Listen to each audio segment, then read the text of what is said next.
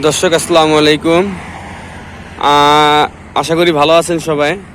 আমরা আজকে আপনাদের একটু সচেতন করার জন্য এই ভিডিওটি বানানো আমাদের।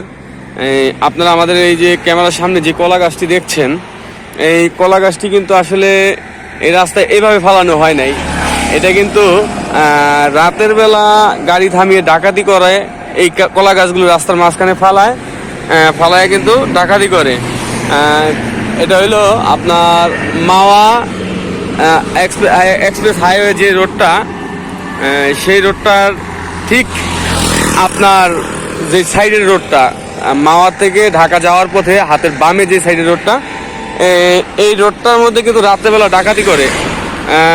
তাই আপনাদেরকে একটু সচেতন থাকার জন্য বলছি যে আপনারা যখন রাতে চলাচল করবেন এই মাওয়া রোড দিয়ে, তখন আপনারা একটু সাবধানে চলাচল করবেন। এই যে দেখেন, এই যে এই স্থানটা কিন্তু ডাকাতরা রাতে কিন্তু এখানে অবস্থান করেছিল।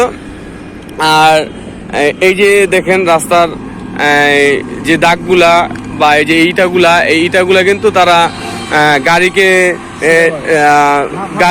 গাড়িকে কেন্দ্র করে ছুঁড়ে মেরেছিল। দেখতে পাচ্ছেন এই যে ইটাগুলা ভাঙাচুরা। আর এই যে দেখেন রাস্তায় কিন্তু আমার সম্ভবত আমার যেটুকু ধারণা, তারা হয়তো রাস্তার মাঝে একটি গাড়ি আটকানোর চেষ্টা করেছিল, কিন্তু আটকাতে পারেনি।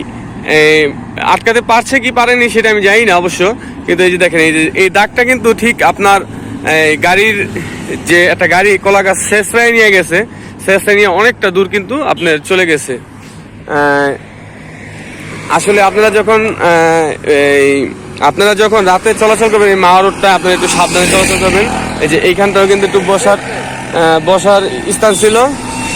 এরপর আপনার এই যে কলা গাছটা দেখতে পাচ্ছেন, এই যে বসার স্থানগুলা, আপনারা যেখান থেকে আমাদের ভিডিওগুলো দেখছেন তারা আমাদের ভিডিওগুলো একটু শেয়ার করে দিবেন, জানি সবাই দেখতে পারে। এবং